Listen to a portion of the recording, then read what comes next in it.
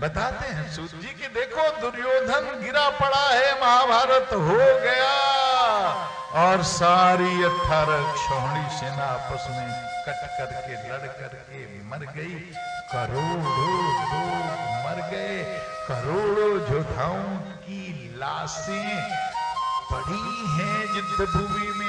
चील खौए खा रहे हैं, किसी की आंखें निकाल रहे हैं, किसी का नाक कान नोच रहे हैं। लाशों की दुर्गंध है, सर कटे पड़े हैं, हाथ कटे पड़े हैं, पांव कटे पड़े हैं।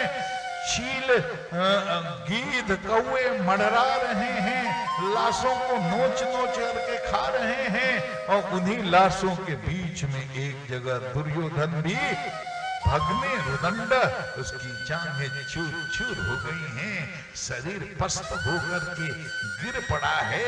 अरे अपने से मक्खी उड़ाने के स्थिति में हालत में भी नहीं है, उस जीवित है लेकिन उसको मृतक समझ करके गिद्ध और चील उसके ऊपर भी मरड़ा रहे हैं।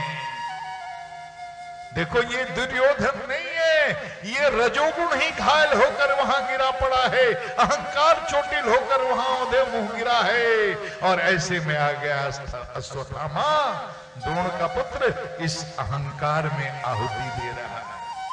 अब जरा दुर्योधन का अंतःकरण देखिए, उसका स्वरूप देखिए। रजोगुण प्रधान चित्त है उसका, रजोगुण प्रधान चित्त है।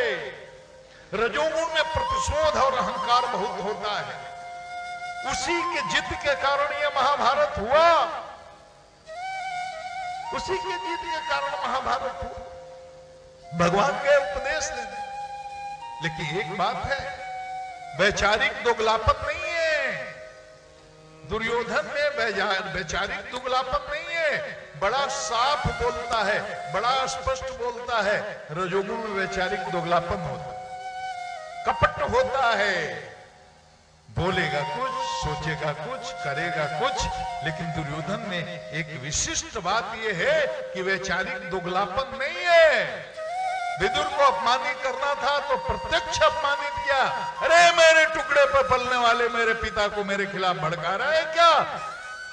भगवान दूत बन कर गए, बोले दो न्याय अगर तो आधा दो, यदि इसमें भी कोई बाधा हो तो दे दो, केवल 5 ग्राम रखो, अपनी धरती तमाम हम वहीं खुशी से खाएंगे, पर्जन्य रस न उठाएंगे। दुर्योधन और भी दे नहीं सका, आशीष समाज को ले नहीं सका, उल्टी हरि को बांधने चला, जो था असाध्य साधने चला। हरि ने भीषण हुंकार किया, अपना स्वरूप विस्तार किया। हाँ हाँ दुर्योधन बांध मुझे, जंजीर बढ़ाकर साध मुझे, सुने को साध न सकता है वह मुझे बांध कब सकता है। जब नाश मंदिर पर छाता है पहले विवेक। भगवान ने कहा अरे तू इतना नहीं समझता कि धर्म क्या है, अधर्म क्या है, पाप क्या है, पुण्य क्या है। भाई हैं, आधे के हिस्सेदार हैं, आधा देना ही धर्म है, धर्म का आचरण कर। दुर्योधन ने साफ साफ कहा केशव ये शास्त्र की बात मत बुझाओ। पंडित जी, दुर्योधन ने कहा ये मत मुझे बताओ केशव कि धर्म क्या है, धर्म क्या है। मैं जानता हूं धर्म क्या है, मैं जानता हूं अधर्म क्या है, मैं जानता हूं पाप क्या है, मैं जानता हूं पुण्य क्या है, लेकिन धर्म करने की प्रवृत्ति नहीं होती और पाप से मेरी निवृत्ति नहीं होती। रोग तो मेरा यहां है, इसका कोई इलाज है तो कर दो। मुझे धर्म क्या समझा रहे हो? मालूम है कि जो मैं कर रहा हूं वह धर्म है, लेकिन लगता है कि जबरदस्ती मुझसे कोई करवा रहा है।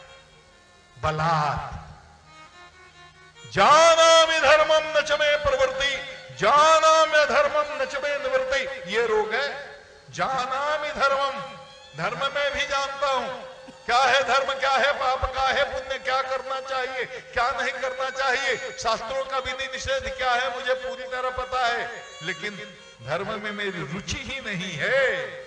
क्यों नहीं है? मन बिगड़ा हुआ है, मन बिगड़ा हुआ है, मन में रजोगुण का उत्कर्ष है। मन में जब बिगड़ा हुआ होगा, चित्त जब बिगड़ा हुआ होगा, अंतःकरण संभला हुआ नहीं होगा, उसमें सत्व का उत्कर्ष नहीं होगा, तो धर्म में रुचि नहीं होगी।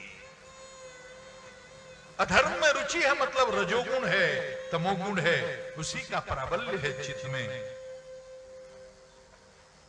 भगवान ने कहा ठीक है, तब तो अब महाभारत होगा होगा होगा। दुर्योधन का होने दो होने दो होने दो, हो गया। लाश की तरह जिंदा पड़ा है, अंग अंग चूर्ण है। अश्वत्थामा पधारा, कहा मित्र तुम्हारी ये दुर्दशा देखी नहीं जाती। तुम्हारा क्या ऐश्वर्य था, क्या मैंने देखा था। देश दिगंतर के राजा महाराजा तुम्हारे चरणों में आकर के झुक झुक करके तुमको सलाम करते थे। आज तुम यहाँ इस तरह से पड़े हुए हो चील कौओं के बीच में। ये तुम्हारी स्थिति देखकर मुझे बहुत दया आती है। तुमने मुझे सेनापति बनाया होता, तुम्हें ये दिन नहीं देखना पड़ता। उसने कहा अब वो बात छोड़ दो, अब मेरे लिए कुछ कर सकते हो तो बताओ। अश्वत्थामा ने कहा मित्र हूं तुम्हारा, जो कहो वो करूंगा तुम्हारे लिए। दुर्योधन कहता है देखो हम 100 भाई, आज एक भी नहीं बचा। मैं भी अब जा रहा हूं, पांडव 5 एक भी नहीं मरा। मेरे हृदय को तब संतोष होगा, मुझे तब शांति मिलेगी जब एक पांडव भी मरे। अरे अभागा खुद मर रहा है, करोड़ों लोगों को मरवा दिया, लेकिन अभी भी ज्ञान नहीं हुआ। ऐसा भी मूढ़ चित्त होता है। गांव में भी ऐसे दुष्टों को आप देखेंगे, सब दुर्गति हो जाएगी लेकिन फिर भी प्रज्ञा चक्षु आंख खुलती नहीं, ज्ञान होता नहीं, मिट जाएगा, बर्बाद हो जाएगा। उसके बाद भी मरते दम तक उसकी बुद्धि नहीं खुलती। ये उसके पूर्व जन्म का भाग्य है। मरते समय भी दुर्योधन को ज्ञान नहीं हुआ। प्रतिशोध की आग धधक रही है कि मरते समय भी तक अगर ये सूचना मिल जाए कि एक भी पांडव मर गए तो मेरी आत्मा तृप्त हो जाएगी। अश्वत्थामा ने कहा मित्र इतना छोटा काम, मैं 5 पांडवों का सिर काट करके लाता हूं। गया काक उलूक न्याय से पांडवों के शिविर पर हमला किया। पांडव नहीं थे, पांडव पुत्र उनके बिस्तर पर सोए हुए थे। देखने में पांडव के सारे पुत्र पांडवों की तरह लगते थे। 5 का सिर काट करके बांध करके गट्ठर में ले आकर के दुर्योधन के सामने खड़ा हो गया। दुर्योधन ने देखते ही पहचान लिया, कहा अरे अभागा तुमने हमारे कुल खानदान में एक पानी देने वाला भी नहीं छोड़ा। मेरी दुश्मनी तो पांडवों से थी, पांडव पुत्रों से नहीं।